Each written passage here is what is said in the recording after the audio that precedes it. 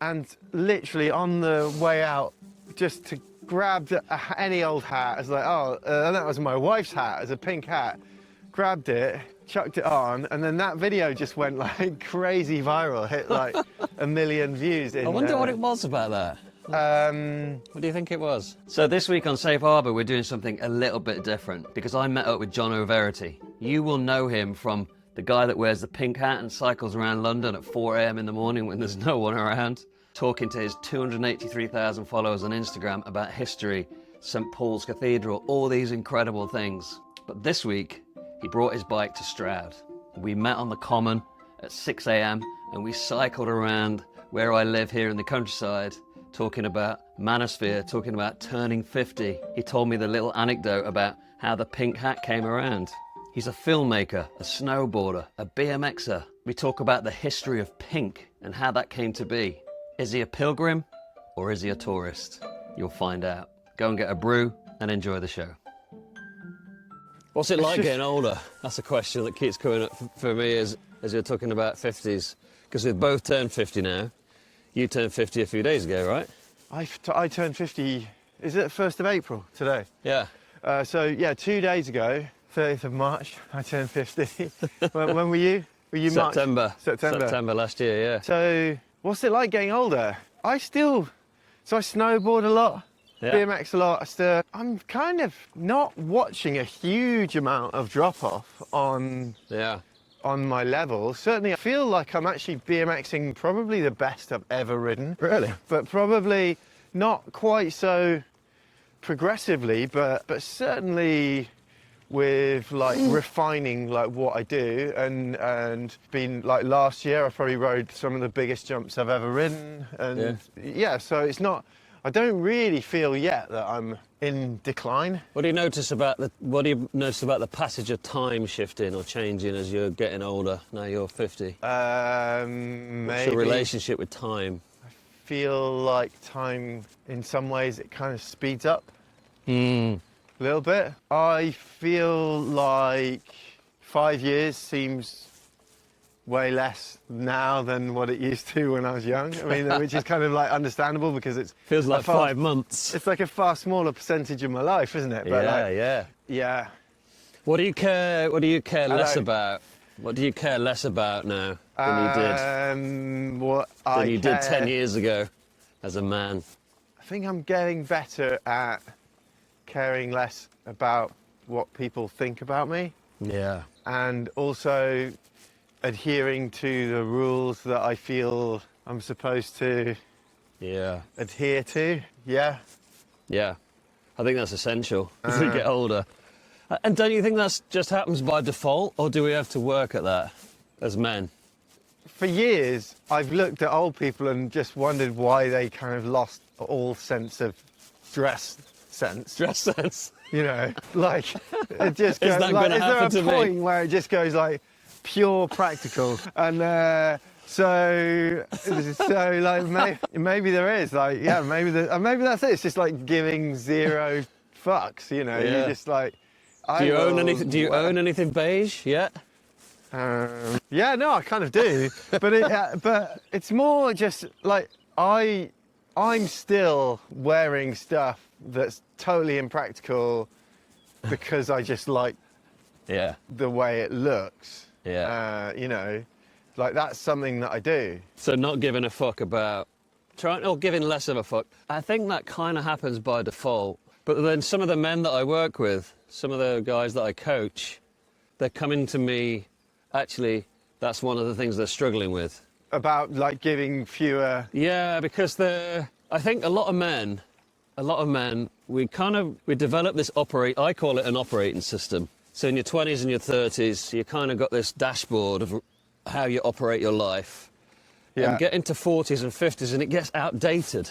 Okay. You know, I think it's a really easy metaphor to understand, because men just kind of go, oh yeah, I'm living on a value system from my 20s, or I'm still chasing money, or I'm still not good enough. I'm still beating myself up for not having succeeded as much as my next door neighbour who's got a double garage and a Porsche. But it's, you know, this outdated idea, this operating system just needs updating. Yes. Okay, yeah, that really makes sense. Yeah.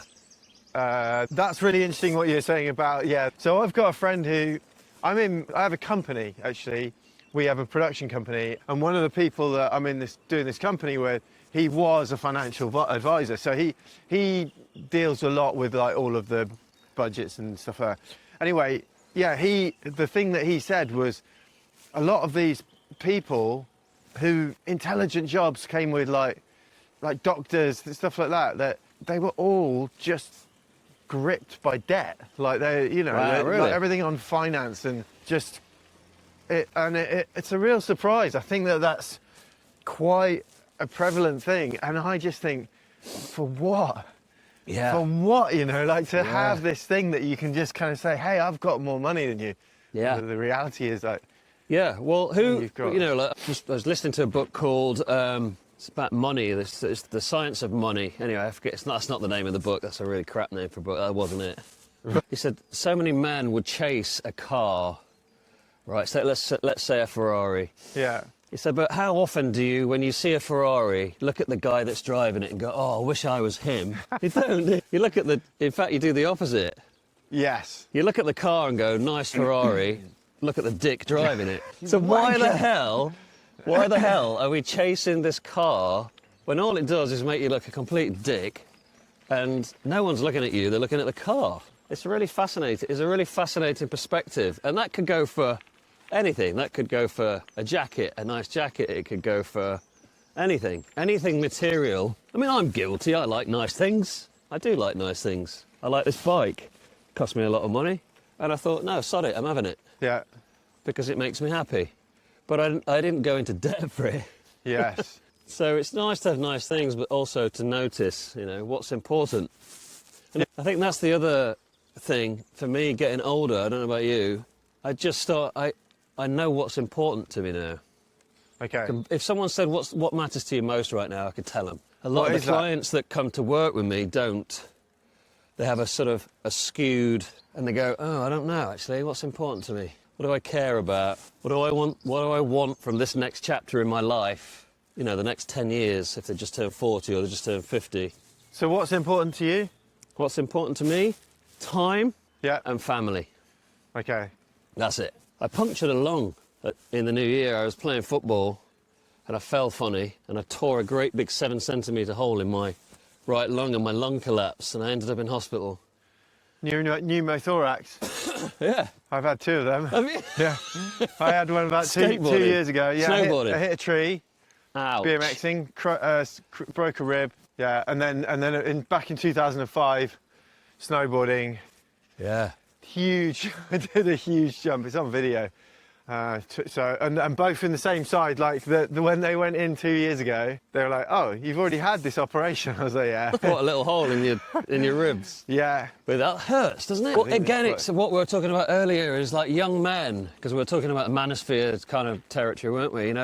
So many young men, and I was one of those young men seeking something greater than what I was experiencing in life at 17, 18. I was like, is this it? Give me something to point my compass towards. Right. Because I don't know what I'm supposed to be right now. And there aren't any men in my life who are showing me how to do that. I don't have any role models. There's no such thing as rites of passage. How was things with your dad? But yeah, my dad's a great dad. Yeah. Still is a great dad. And I was lucky to have him. He's still here. I lost my mum a couple of years ago, but my dad's still around. But like my male lineage is working class miners. Okay. I grew up in a mining town, and so very much working class work ethic. If you're not busting blood on your knuckles every day, then you're not a real man. That sort of thing. But I think, like a lot of young men still now, that's why all these Andrew Tates and people are getting all this limelight, is because I get it, because young men are going, well, who do I show me how to be a man, somebody. Yeah. And of course they're all got phones in their hands and they can quite easily just turn it on and go, well, who's shouting the loudest on social media? This guy and this guy and this HS guy who was on the Louis Theroux programme documentary. Whoever's shouting the loudest is gonna get their attention, and they're gonna go, yeah, some of that, please. So, and then they go, you know, don't listen to the system. Don't go and get a job that pays 12 quid an hour when you can make 6 grand a day on Bitcoin and all of that stuff. And I'm like, fuck, really? But these kids are going, yeah, great, let's do that. And they're going down that rabbit hole, aren't they? And all those other drugs tie into that same thing. It's like, give me something that I can hold on to. Give me something I can connect to that's not this. Yeah. Is it as big a problem? I mean, like, certainly, because I watched the Manosphere, and the thing that I found, I suppose, a bit unnerving was, you know, these kids who were coming up to them in the streets and, like, you know, treating them like gods. And the fact that, you know, they are bumping into people means that they do have a lot of, I mean, obviously they've got a lot of followers. That's kind of like their thing, isn't it? But like, so we take it while you change your gear. And someone made a really good point the other day on our Instagram. He said, this is not all young men. Remember that. Well, that's it. Yeah, it's a really important distinction. Not all young men have been hoodwinked by this. Yeah, like 10%. There are still millions of teenagers who are doing great things, that are into sport. This is not a epidemic scale thing. I still think it's a minority. I think, and I agree with him, and I'm really grateful that he said that. Who knows? We never know, do we? We never know what's going on out there. The young men that I know, kids of friends, that kind of thing, they're certainly not like that. You know? No, I don't know any in my community. I think a lot of young men they need us to model, don't they? They need, like, part of our responsibility as 50-year-old men, healthy, strong, doing good things. You know, what you do with your work, what I do with my work. I guess that's our social media presence is kind of disrupting that narrative a bit, isn't it? I would hope so. That's part of why I do what I do on social media, is to sort of disrupt that scrolling, and I pop and go, all right, mate, you having a tough day? Yeah, I know what that's like. Because I do. I know what it's like to have a tough day. How did you get into doing what you're doing? On the social media or coaching? Coaching. Through my own journey, I guess. My own journey of personal development started 20 years ago. Yeah. And I guess I became a bit of a personal development junkie, I guess you could call it. Yeah. I go, wow, this is good. Maybe that's who I am, and let's follow that little path and go on that and do more of this. And then the coaching sort of turned into just working with men during lockdown. Because lockdown, men were just having a really hard time. So I pivoted to just work with men during lockdown, started my podcast, and it sort of went from there. The TikTok thing started a couple of years ago. I was just speaking into camera, a bit like, I guess like you do, you just sort of musing about what's going on in the world and your day and how you're seeing things in the world. And I think there's so much droll out there. I think that's why our stuff resonates with a lot of people is because it's just a bit different. It's real, and we're speaking to stuff that's relevant to us, and it just lands, doesn't it? It does for me when I scroll. That's how I came across your stuff when I was scrolling through it. Oh, it's this guy with the pink hat on. That's interesting what he's saying. Which video did you come across? I don't remember. It was definitely a London one, first thing in the morning. That's kind of all of them. Yeah. But yeah. I think there's just something fresh, you know, there's something fresh. It's different. It's hanging out. So that's why podcasts are so successful, because you're just hanging out with someone for a minute or two, like the videos, or on a YouTube a bit longer. Yeah. It's a funny one, the podcast, because I'm kind of like, oh yeah, I mean, I guess I'm pretty well set up to be able to do a podcast in that I have been recording audio for a long time and like, you know, but yeah, there seem to be a lot of them out there. There are a lot of podcasts, yeah. But then there are a lot of CDs. There are a lot of bands. This is true. I guess if we've got something to say, like Rick Rubin says, you know, do it for you. Yeah. Rick Rubin's great book, the creativity one. But he says, you know, like, create art for yourself. As soon as you're creating it for someone else, it's not yours. And I love that. Yes. So if nothing else comes from it, but just that you have quite a few interesting conversations with some people that you wouldn't otherwise chat to, then seems like a pretty good reason to have a podcast. Yeah. Exactly. Yeah. I've forgotten that we're doing this to put it out into the world already. Yeah. We're just having a chat, cycling around in my hometown, talking about stuff that we've got in common. And this will land. People will watch this and go, yeah, me too. I'm having a bit of a shit time at the minute. We've not talked about having a shit time yet, have we? I've been pretty lucky, I suppose, in the... Have I? Yeah, no, I definitely had lows, but not so kind of crippling. No. You know, and in that way I do feel very lucky.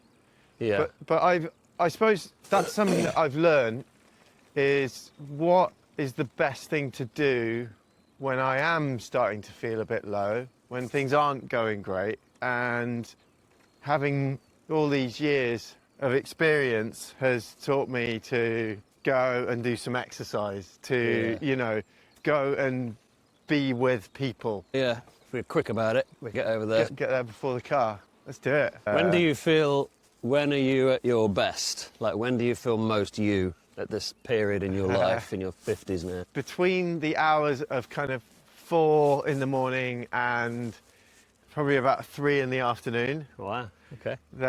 I always think, like, if people could have parties between those hours, that would be great. So what's good about that? What's different? That's when my brain is just firing on. That's when it's working its best. And this is, yeah. So hang on, what was the question? The question was... When do you feel most yourself? Like, when are you at your best?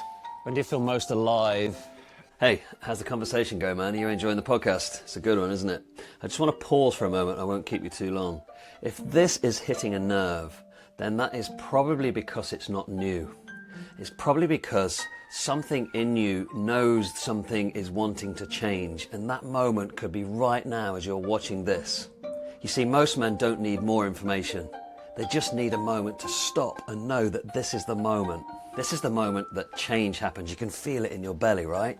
It's like a little mini calling that goes, okay, this is it. Now we got to do something. Enough of standing still, flick off the autopilot and step into this next bit. So I've created something really simple for you in the show notes. It's all in there. And after this amazing conversation that you're listening to in this podcast, I invite you to go in there. Take that next step. If you feel it in your body, go in there after this podcast and check it all out. It's all there for you, man. Enjoy the rest of the conversation. This is an amazing podcast, right? Enjoy the rest of the show. So back in the 90s, I got into snowboarding, and I kind of got really into it, and I managed to make it my living for about 12 years. So I just spent a huge amount of time out in the mountains snowboarding. So one of the main things is that you spend a lot of time sitting on a chair next to someone, next to your friends, with a really great view, and you're forced to take this time because that's how you get up the mountain on a chairlift. And so it's very social. It's a kind of like, you all go off, you do some exercise, then you all gather together, then you talk about stuff, then you go off, then you play. And Never really thought about it like that. It's there's nothing quite like it, and it's been responsible for so much in my life, and it's taken me to amazing places, and it's earned me a living, and you know, like all the stuff. But so yeah, I feel like when I'm on a snowboard with my close friends, which is what I'm going to do, is I've got my 50th celebration is coming up, and my friend's got this place in France. Great. And there's a bunch of us, and we're all going to just go and hang out for a week. Great. And go snowboarding, and I'm really looking forward to it. That's so cool. Yeah. Do you take a pink hat? I do wear a pink hat. Will you ever down the pink hat? Will I put it down and wear something different? Yeah, I don't know. Just... Maybe. There's no rules. I'm kind of my own boss. It seems to be helpful for things like this channel that I'm doing and stuff like that. So yeah, I maybe just will hang on to it for that reason. Creates conversations. It opens up conversations, right? Well, one of the videos that I did, which did really well, I talk about the history of the colour pink and how actually it was only in the 1950s that it was assigned as being a gender. No way. Yeah, like, you know, you look at... What? Seriously? It was one of the big American magazines, and they did, and this is in 1924, and they did a survey on like gendering of colours pink and blue, and it was, I think it was like male was 60% pink, because like back in the day pink used to be quite it was kind of seen as like a strong red. is how, which is like the colour of like war, you know. So yeah, you'll find like these pictures of these boys in the 1800s. They're just kind of wearing this pink kind of gowns, you know.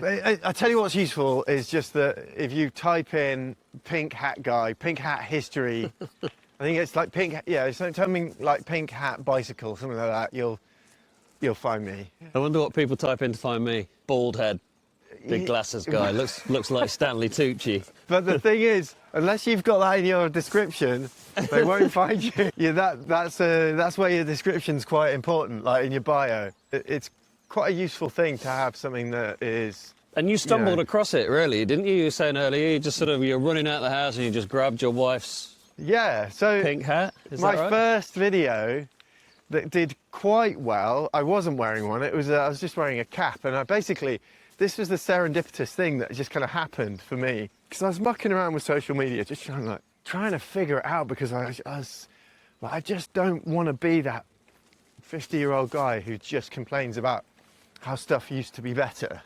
Yeah. And so I was like, I've got to understand social media. So then I was like, yeah, I need to understand social media. Started doing it, but kind of trying all sorts of different things, and some kind of worked, some didn't work so well. And then I had to get a really early flight one morning, and my friend said, oh, why don't you take a line bike to the station, because it's too early to get the tube. Yeah. And I thought, okay, I'll do that. Headed off at 4 in the morning, and it was light already. I was like, wow, this is so cool. The city's empty. Yeah. And then I went past St Paul's Cathedral. It's like, I know a bit about that. Like Christopher Wren, I knew it was really controversial when it was first built. So I just talked about that. And then that video did really well. So I just thought, oh, okay, that did well. I'm going to do some more like cycling around London, talking about history at dawn. With the cake. Just using my phone. Yeah. And literally on the way out, just to grabbed any old hat. I was like, oh, and that was my wife's hat, as a pink hat. Grabbed it, chucked it on, and then that video just went like crazy viral, hit like 1 million views. I wonder what it was about that. What do you think it was? I don't know. I start the video off with I just say, oh, you only get absolute weirdos at this time in the morning. And then I just go off. Yeah. Biking around the city, and it just looks nice because it's at dawn and it's empty, and I'm kind of cycling the wrong way up streets, you know, just kind of enjoying being in a completely deserted city. Yeah. And there must have been something about that just kind of hit with people, and maybe that little hook of me saying you only get weirdos at this time. And it was, you know, it was obviously like a joke about myself. Yeah. You know, I'm the weirdo kind of I think there's something about what happens at that time in the morning as well that I think I'm drawn to, because I know how that makes me feel at that time in the morning when there's no one up. Do you naturally get up early? I am an early riser, yeah. Yeah. I have no problem getting up early. I'm an early bird and go to bed early. But, Okay. you know, if I went to a party and didn't get to bed till 4 o'clock in the morning, I'm still up at 7. My Yeah. alarm, my internal body clock, that's why I can't do it anymore. I just can't stay up that late anymore. Yeah. I've done my fair share of hard partying. But there's something quite unique and beautiful and spiritual almost for me about being up early when everyone else is in bed and I'm out in nature. So to see you in London at that time in the morning, I think is what drew me in even more, because it's magical. It is magical. Because London to me is mad, crazy mad. And to see it empty like that, it's almost like it was in lockdown, right? In COVID times when there was nobody around anywhere. Well, I spent 6 full days cycling around London with my big heavy camera on a gimbal in lockdown. I got these amazing images. Yeah. And they became actually the reason why I was able to make a living during lockdown, because I licensed out the footage. But yeah, there's something really, really amazing about it. Yeah. Like what do you notice when you're out? What do you notice different about how you feel? How it makes you feel is what my question is, I guess. Not what you see necessarily, because we know what we see, but how does it make you feel? It makes me feel good. I'm very aware Like the worst thing I can do if I wake up, and I always wake up aggressively early. Yeah. The worst thing that I can do is just go on my phone and scroll. And then if I have the mental strength to go, no, come on. What I realise is I never ever regret it. Right. I'm just like, it always feels good. And as soon as I get moving, and I don't know if it's just the process of actually moving forward as well as, you know, physically moving forward, there's just something very gratifying about it. It's nice quiet on these roads. Yeah. So I mean, discipline. Is there some discipline in there? Definitely. It's like my future self telling my present self, yeah, this is what you've got to do. Okay. Yeah. And present self can be a bit lazy and, you know, apathetic, but future self. Such a good one, that, isn't it? What would your future self thank you for today? I made a little film about that. Did you? It wasn't about thanking. No, it was basically. It's kind of a comedy. It's a pretty weird comedy Oh, where I see that. they both end up having a fight at the end. Yeah, I mean, that gets me out of trouble sometimes. Especially, you know, like, for example, going to the fridge and getting another can of beer. Will my future self thank me for this tomorrow? No. So put it back. I think this comes down, like, so I remember the point where I coined the expression, is this going to improve my life? And I remember that was, Right. I was in a nightclub where was it? I was in Val d'Isere or something like that. And it was like 3 a.m. and we were contemplating buying a bottle of vodka in the nightclub. You know, so it's like ridiculously expensive. Yeah. And I remember thinking then, this is not going to improve our lives. Like, you know, what? This evening's already been fun. Yeah. It's not going to make it any better. It's probably just going to make it worse. It's going to make us feel bad tomorrow. For at least 2 days. Well, yeah. Well, more and more. I mean, I don't know if I'd even say thankfully, but what I've just found is that I've become just naturally way less interested in drinking, or, you know. Yeah. It's just what's naturally happened to me. Yeah, me too. I'm getting less and less. Especially since I turned 50. I like a pint on a Sunday. I like to go down my local and have a couple of pints of Guinness with some mates and sit by the fire, and I love that.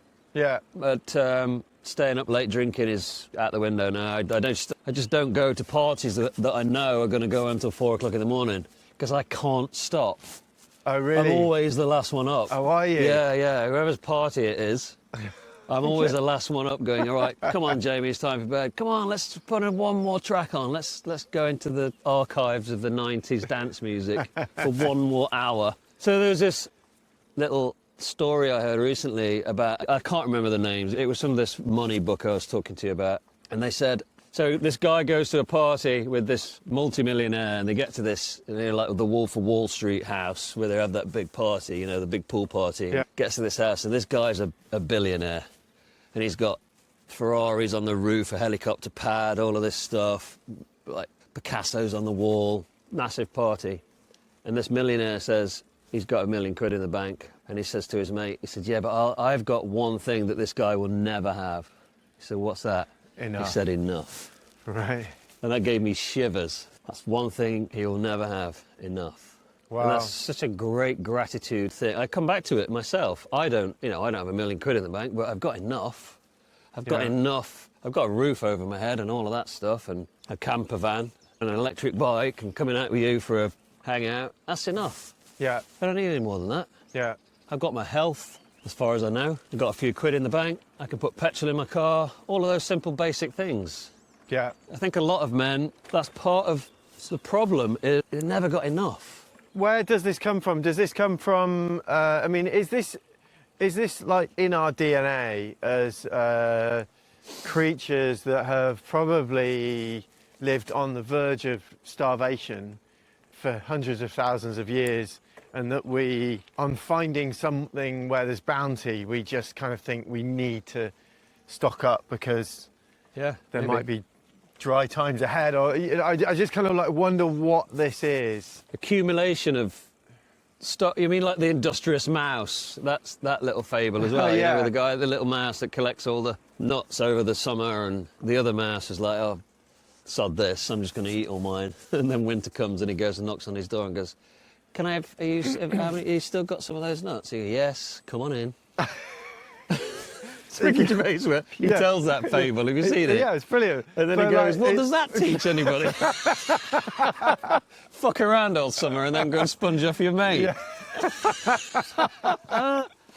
That's not a very good fable at all. No, it would be better if he'd just died of starvation. Yeah, turned up drunk with a bottle of vodka.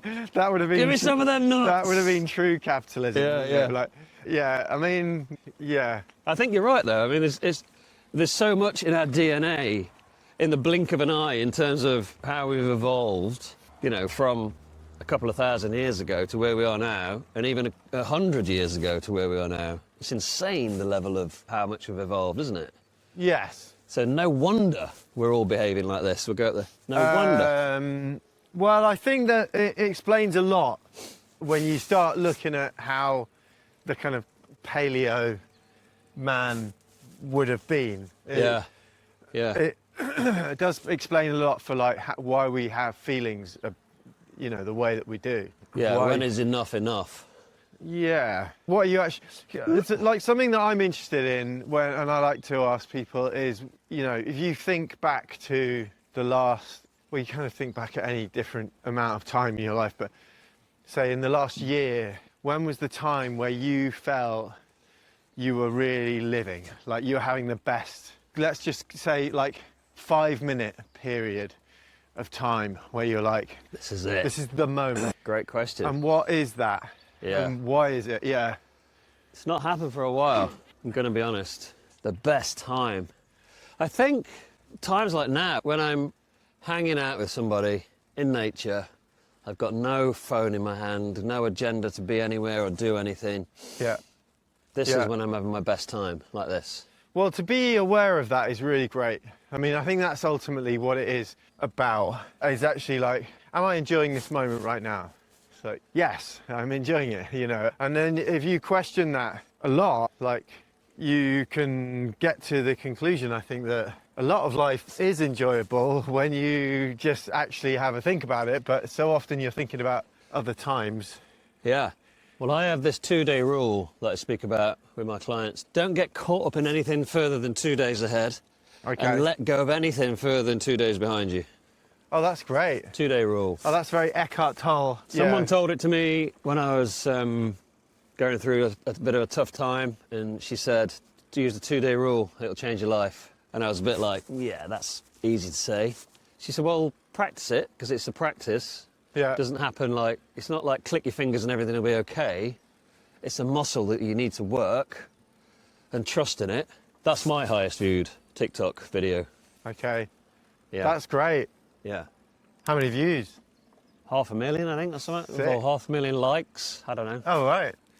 Something like that. Good engagement. One of the early ones, yeah. Oh, right. I think that's what sort of catapulted things a little bit. But it's awareness, isn't it? And being present in the moment. I think that's ultimately what it is, because you don't actually have anything else than this present moment that you're Yeah. living in right now. Yeah. I just did a video. I don't know. I'll put it out at some point. And do you remember that program, Why Don't You? Yeah. And it just had the best song that was like, why don't you just switch off your TV set and do something less boring instead? Yeah. And I remember thinking like, oh, that's such a weird thing to say. To a bunch of kids. Like to a bunch of kids who are watching your television program. Because it's like, well, I should just not watch this TV program. But actually, it's just genius, isn't it? I love it. And so that's my reel. I was just about to put it out. And I talk great. about that show, which ran for a long time, ran from like 1973 till 1995. Did it really? Yeah. Wow. And I used to run in the summers. You know what though? The BBC, they deleted all the archive. Oh, man. They recorded over it. Shit. They did that with a load of stuff. I think they did the same, or they were going to do the same with, I'm pretty sure it was a load of the Monty Python stuff. They were like, They were just going to record over it, and I think it was either like Terry Gilliam or someone like that. Yeah.